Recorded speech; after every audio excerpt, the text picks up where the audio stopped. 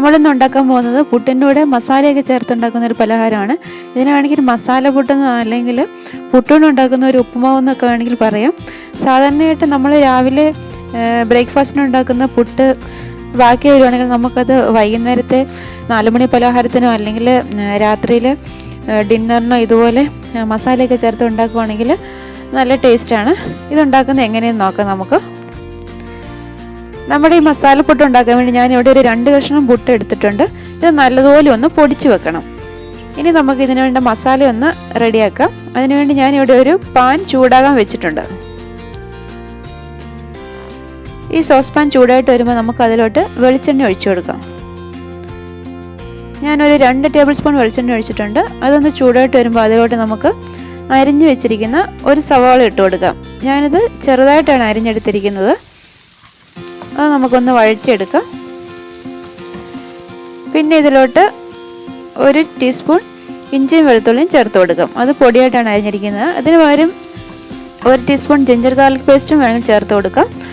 ഇതിലോട്ട് നമുക്കിനി കുറച്ച് കറിവേപ്പിലയും കൂടി ഇട്ട് കൊടുക്കാം. ഇനി നമുക്ക് ഈ മസാലയ്ക്ക് വേണ്ട ഉപ്പ് ചേർത്ത് കൊടുക്കാം.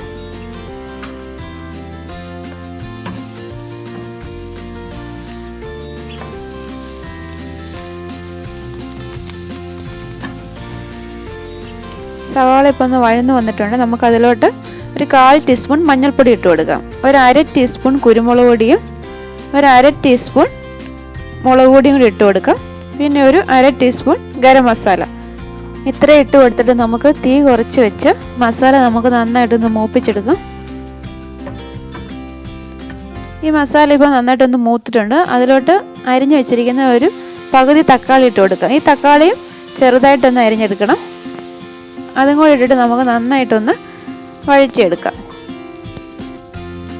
ഇപ്പോൾ നമ്മുടെ മസാല നന്നായിട്ട് വഴന്നിട്ടുണ്ട്.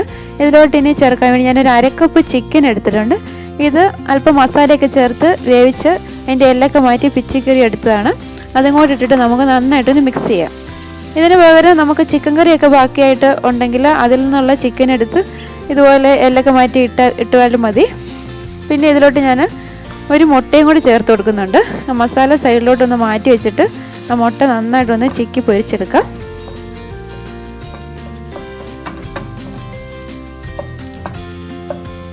ഈ മുട്ട ഇനി നമുക്ക് ഈ മസാലയിലൂടെ ചേർത്ത് നന്നായിട്ടൊന്ന് മിക്സ് ചെയ്യാം. ഇപ്പം നമ്മുടെ മസാല റെഡി ആയിട്ടുണ്ട്. നമ്മൾ മുമ്പ് എടുത്തു വെച്ചിരിക്കുന്ന 2 കഷ്ണം പുട്ട് നമുക്ക് നന്നായിട്ടൊന്ന് പൊടിച്ചെടുക്കണം. എന്നിട്ട് അത് നമുക്ക് ഈ മസാലയിലോട്ട് ചേർത്ത് നന്നായിട്ട് മിക്സ് ചെയ്യാം.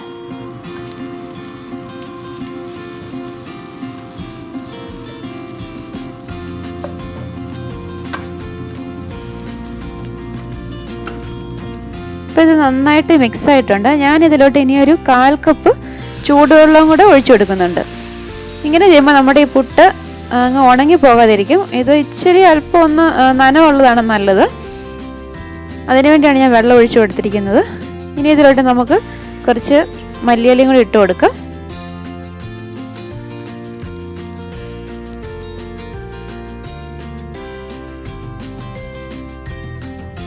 നമുക്കിനി ഈ മസാല ചേർത്ത ഈ പുട്ട് നമുക്കിനി ഒരു 2 മിനിറ്റ് ഈ പാത്രം അടച്ചു വെച്ചൊന്ന് വേവിച്ചെടുക്കാം. അപ്പോൾ ആ പുട്ടിലോട്ട് ആ മസാലയൊക്കെ നന്നായിട്ട് പിടിക്കും.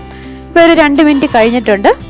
അങ്ങനെ നമ്മുടെ മസാല പുട്ട് റെഡി ആയിട്ടുണ്ട്. അല്ലെങ്കിൽ പുട്ടുകൊണ്ടുള്ള ഈ മസാല ഉപ്പുമാവ് റെഡി ആയിട്ടുണ്ട്. ഇനി നമുക്കിതൊരു സെർവിങ് പ്ലേറ്റിലേക്ക് മാറ്റാം. ഇത് ചൂടോടുകൂടി തന്നെ കഴിക്കുന്നതാണ് നല്ലത്. അതുപോലെ ഇത് കഴിക്കാൻ ഇനി പ്രത്യേകിച്ച് കറിയുടെ ആവശ്യമൊന്നുമില്ല. ഇങ്ങനെ രാവിലത്തേക്ക് പുട്ട് ബാക്കി വരുവാണെങ്കിൽ നമുക്ക് ഇതുപോലെ വൈകുന്നേരം ഒരു 4 മണി പലഹാരമായോ അല്ലെങ്കിൽ രാത്രിയിൽ ഭക്ഷണത്തിനൊക്കെ ഇത് ഉണ്ടാക്കിയെടുക്കാം. ഇത് നല്ല ടേസ്റ്റുള്ള ഒരു പലഹാരമാണ്. ഇതിൻ്റെ വീഡിയോ നിങ്ങൾക്ക് ഇഷ്ടമായി ലൈക്ക് ചെയ്യാൻ മറക്കരുത്. അടുത്ത റെസിപ്പിയുമായി വീണ്ടും കാണാം.